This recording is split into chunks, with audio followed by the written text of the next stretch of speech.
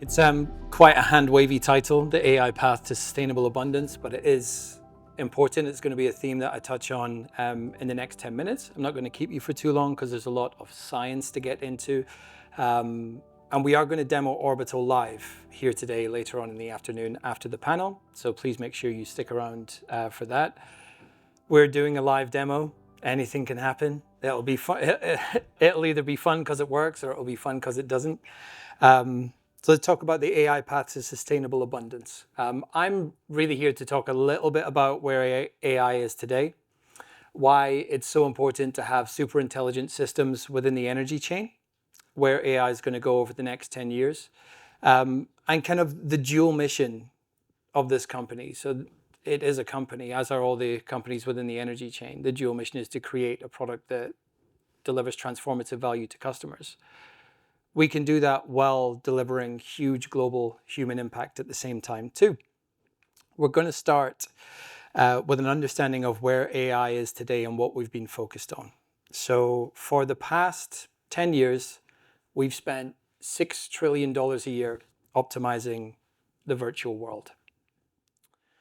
$6 trillion a year optimizing the internet. Now that economy in the gray square is worth roughly $11 trillion a year. The economy in the red squares is roughly worth $85 trillion a year. We've spent $120 billion a year optimizing an industry that dwarfs the value created by the virtual world, by internet industries. That's less than what Apple made last quarter. So when we think about where AI is currently being focused, where we've invested in AI, we haven't even begun to see the transformative effects of what this technology can really do in the real world. And this is where AI is going to go next. It's going into the world of catalysis, thermodynamics, chaos, physics.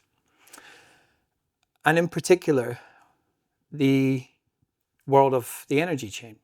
And when I talk about the energy chain, what I want you to imagine is not like retail energy, so not the lights on here or the air conditioning, but the downstream facilities that make this laptop case or your lanyards or the coverings on the seats in here or the tires on the car, the bike that brought you here today, morphine, etc. That's what we're talking about when we talk about the downstream energy chain.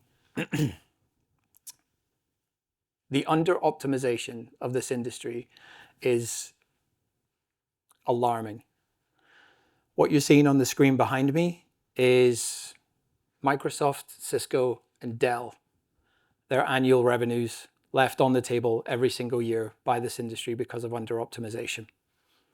This is where AI is going to have the biggest human impact, not just from a monetary perspective, but also from, let's call it, an abundance perspective, specifically for emerging nations and emerging class groups.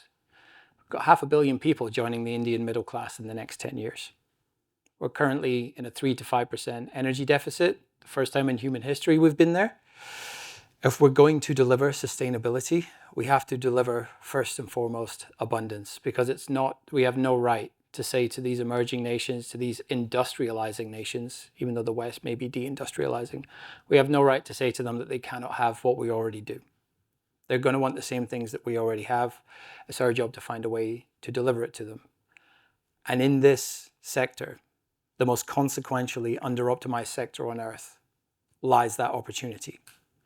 So we all know that AI for the past 10 years has been focused on text and images, video, media, math to a certain degree. The unspoken truth, well, maybe in some circles, maybe not in all, but over the next 10 years for white-collar workforces, you're going to feel very much like a horse in a world full of motor cars. Because everything that humans ascribe great value to in human creation that takes time to create, investing, banking, legal work, HR, marketing, text, images, video, voice, everything that humans find really hard to do, AI finds very easy to do. And it's coming for it all. In about 5 to 10 years, AI is going to be able to do all this stuff better than we ever could. The next frontier for AI is to begin optimizing the physical world, physical environments where data complexity, data volume, data velocity is way too much for existing or prior integrated systems. We're going to talk now, or I'm going to talk to you. And by the way, shout out if you have questions on any of my slides. The room's small enough where I can hear you all. Let's look at the data required to keep 350 people alive for 8 hours. Everybody will recognize that as the cockpit of an airliner. This is the data input required to keep everything safe for 8 hours for 350 people. We're now going to look at the data used to support 18 million lives. Heavy industry, the energy chain, uses less than 10% of its data to optimize production in facilities, whether it be sustainable facilities, hydrocarbon facilities, LNG, petrochemical, pharmaceutical. When I say it is the most consequentially under-optimized sector on Earth, these numbers put it into an understandable reality. There's over 100 billion sensors operating in industrial environments today. All that data is being collected, terabytes every second, every minute, every hour, every week. Less than 10% of it used to optimize production. This is where AI is going next. We finally have the technology that is able to optimize the physical world, that's able to optimize reality. This does sound like a highfalutin claim, but Orbital is the first foundation model in human history to be deployed in the most computationally complex environment on Earth and perform. That's why we called ourselves Applied Computing. For those of us that have been on this journey for the past couple of years, you may know us as Kashmir Intelligence. We did change the name when the mission got bigger, the impact got larger, and the performance of the technology really even knocked our socks off. Back to the energy chain. So where AI is going next is into the physical world. And the most consequentially under-optimized sector on Earth is the energy chain.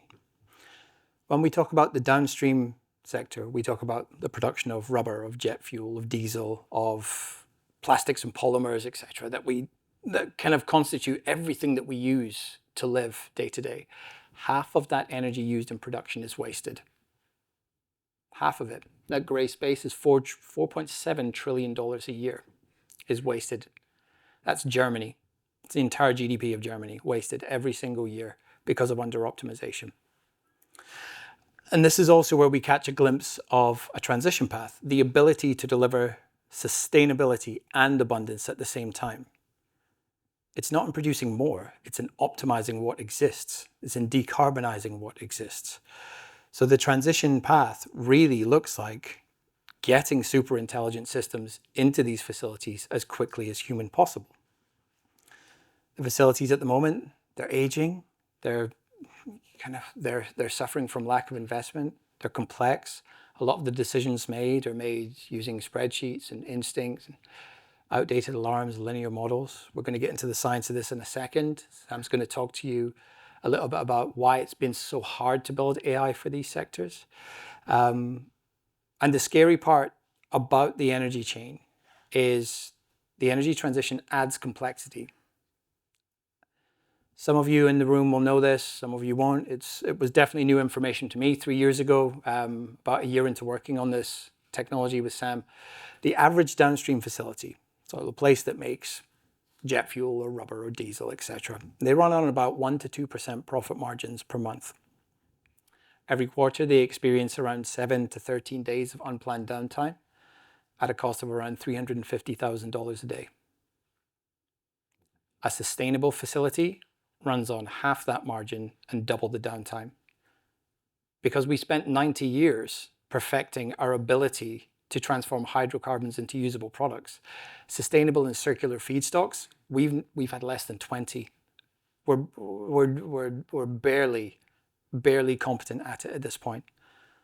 And this is going to be really important later when we go beyond the monetary impact that Orbital is going to have onto the human impact that Orbital is going to have.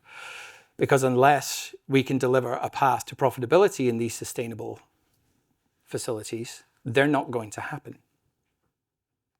It's why we had to think about building Orbital differently. It's why it's taken so long to build and to demonstrate and to validate in the real world. Because existing AI systems, whether it be ChatGPT or any other agentic system that you want to use, it's not built for the laws of physics. It was never built to optimize the real world. It was built to optimize the physical world. The industries that we work in, they're nonlinear, they're time-bound, they have memory. They punish wrong guesses with explosions, and we pay for them in lives. It's why we had to build Orbital in an entirely new way. It's an entirely new type of AI built to optimize physical reality of our world and built to optimize the most computationally complex systems on Earth. Not only do we have to create value, but it's important that we understand that there is no energy transition without control of this environment. There's no control without superintelligence in these systems. And there's no intelligence without building AI that's grounded to the physical realities of our world. So beyond the monetary opportunity, the monetary value that Orbital can create, which we have to deliver because these companies are all businesses, they will only do things that their shareholders will agree with, right? Or they're not going to be companies for much longer. If we're going to deliver sustainability, we need these super intelligent systems, not just for the monetary value, but for the human impact too. So we're 3 to 5% of downstream energy product shortage today. That's going to grow to about 30% in the next 20 odd years. For every 1% shortage on the planet, 500,000 people die. That's quite an extreme, fear-provoking statement. So let's just say 500,000 people are severely affected. Now, it's not going to be 500,000 people in this postcode. But if we're going to think about global human impact and the geopolitics of the planet, especially in emerging industrial nations, we have to consider these stats. The deindustrialization of the West does no good to the energy transition. So super intelligent systems are important for these industries, not from a pure profit perspective, but because if we want to stand a chance at delivering sustainability in a way that makes sense not only to businesses, but to humanity as a whole, we have to get to work. And I guess that's part of my ask today for everybody in this room, is that you help us. You contribute to what we're working on. You ask us hard questions. You come meet us in the networking after here. We all have our laptops. Orbital is on them all. So you can demo it live in the break room with a sandwich too. I'm going to bring Harry back up on stage in a second, but I'm going to leave you all with a big grandiose statement. We built God machines that can write emails but can't turn a valve. The next step for us is optimizing the real world, and we're very, very motivated to be at the start of this mission and to have you all here today. And we're excited to see you here next year. We're going to make this at least an annual event. And we're looking forward to showing you not only our progress today, but our progress in the coming years. So thank you very much for your time.